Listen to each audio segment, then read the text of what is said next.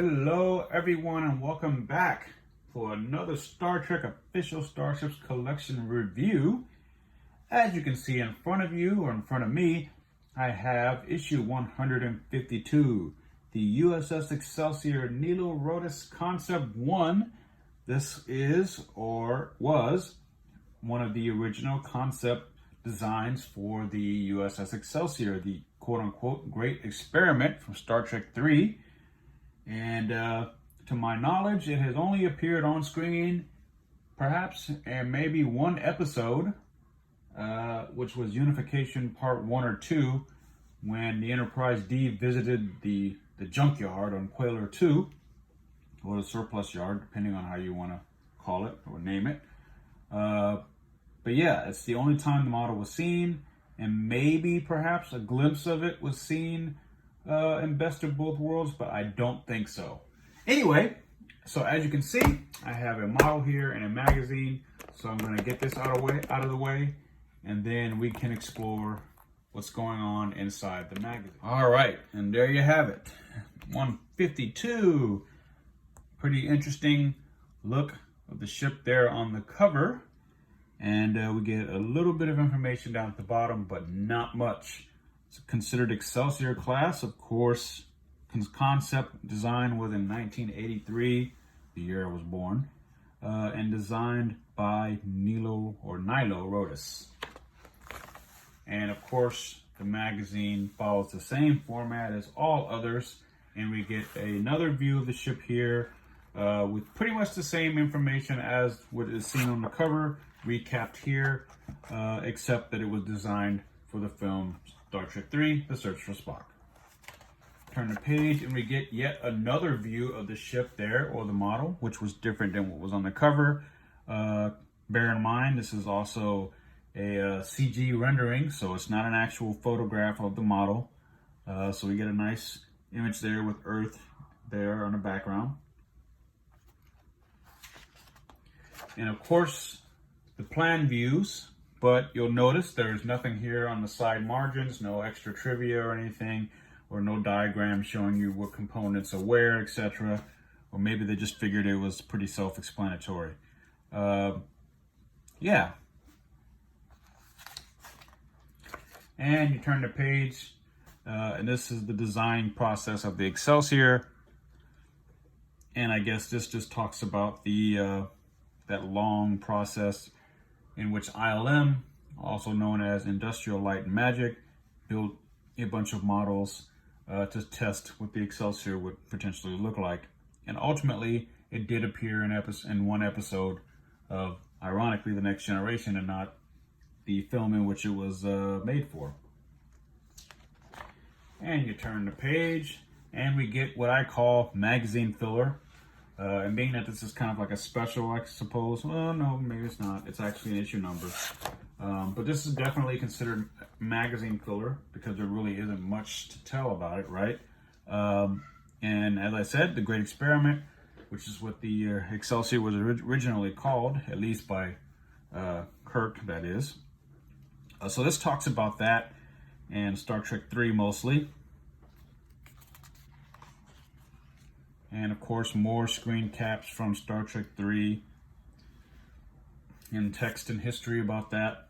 And down here we get like a nice round table discussion in which they discuss the designs of the, at that point, the upcoming U.S.S. Excelsior.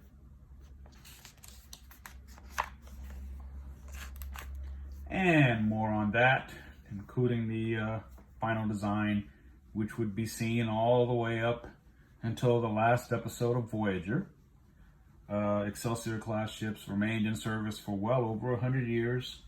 First time we saw it was in Star Trek 3, Search for Spock, and the last time we saw an Excelsior class ship was in Endgame from Star Trek Voyager, in the fleet that escorted Voyager back to Earth. And more on Star Trek 3, various screen caps from the film. And finally, the on-screen appearance page. As I said, the physical model itself appeared in one episode only, and you gotta really small glimpse of it, and that was in Unification Part 1 when the Enterprise D visited the Quelar 2 junkyard. And there it is right there. You can make out the model, and that's it. You just get a glimpse of it, and that's the end of that. And so next up will be the Devar warship from Star Trek Voyager. So that ought to be interesting, I guess. And the magazine concludes with a nice image there of the top section of the vessel.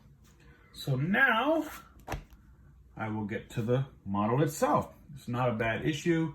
A lot of Star Trek 3 stuff in there. So if you like that film, definitely check this out. All right, and there it is. It's a very odd looking model, I have to say. Very odd design. It's very long, and it features 4 warp nacelles, which at that point in Star Trek's history was almost unheard of.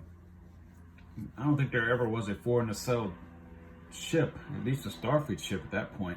But you can see, looking at it, a lot of the elements from this model that would eventually be moved to the final design. Of course, we get the familiar Excelsior class looking saucer section with the Starfleet rings around it, and you get, of course, the registry, U.S.S. Excelsior NCC-2000. Now, a couple of things I want to point out about this is that it's kind of weird way. In a weird way, the U.S.S. Excelsior is actually bigger than the NCC-2000. I don't know if that's just a model error, or maybe that's how they intended it, but it kind of looks weird there. And considering that this was an experiment or something that was new at the time, I'm surprised they didn't go with the whole NX-2000 thing as opposed to NCC-2000, because it originally was NX-2000, at least up until, I think, either Star Trek 5 or 6, when it was to NCC-2000. Anyway, it almost reminds me of a pizza cutter. Makes you kind of want to do that with it, right? Or spoon. The bottom has the familiar Excelsior class look to it, and you get the blue ring around the edges of the saucer, the Starfleet stripes in the middle, towards the middle, and the registry number there. Right there is your deflector dish. It looks to be just painted in there, which is ironically doesn't bother me this time considering how small it is. There's a lot of good detail work down here on the bottom there. Nice paneling, very nice. Got your RCS thrusters here and so on. Pretty nice when you look at it up close. The nacelles, interestingly enough, are not painted. They all feature the clear blue plastic. So that's kind of cool. And on both the exterior and interior sides of the nacelles you get. So that's actually a good job on Eagle Moss's part this time around. It would have looked weird if they were painted in there. And to be honest, I kind of expected them to be painted in. The back looks pretty okay. And you can tell this is where the two parts are joined together. The nacelle struts have a weird look to them. Again, this is the first 4 nacelled starship that was seen before the Stargazer, I guess, right? And later the Prometheus. And yeah, it's a very odd design. I mean, it would have been interesting if this ship, if this model or this version of the Excelsior actually turned up in Star Trek 3, and if this was the ship that was actually chasing the Enterprise out of space dock. But I'm glad they went with the design they did. This looks way far out there. And it fits in your hand about that much, so you can tell it's rather long, at least long enough to fit from middle finger to the base of your palm, almost, right? Or to the bottom of your palm. And yeah, there's a lot of neat detail on here. Interestingly enough, aside from the rings around the interior of the saucer on the bottom and on the outside and the registry itself, there's no Starfleet stripe, which I thought was kind of weird. Maybe it would have been a nice touch to have a Starfleet pendant or stripe here on the top of the nacelles, or the bottom, or something. But yeah, and in the episode Unification Part 1, you just see it kind of like off in the distance like that. It's just floating there in the Quail R2 junkyard, and that's about as much as viewers get. So it's nice to finally get these funky little concept models like this. And although I do like having this model, I think Eaglemoss now is starting to get to the bottom of the barrel in terms of ships, because at this point now, at almost 150 issues, past 150 issues in its collection, I think we're starting to run out of really good things to have. I know the Grimal, the Cardassian Grimal is coming up, and I really am looking forward to. I'm still waiting on Eaglemoss to send out the Jem'Hadar battleship and the Krenim warship and the U.S.S. Antares. I'm looking forward to those, but they haven't come for whatever reason, out of stock, whatever. And there's a few more things, a couple more that I really want, but it will be interesting to see what they do with the rest of the collection, being that it was just recently extended to 180 issues. So that's like another 30 issues, which puts us probably in the middle of 2020 when this collection will end. Personally, I will not be upset when it ends because, well, money, and two, running out of space. In fact, I've run out of space, and considering just cherry picking from here on out. But anyway, definitely a model that is nice to have. It's like a bonus, in my opinion, even though it is a numbered issue, 152.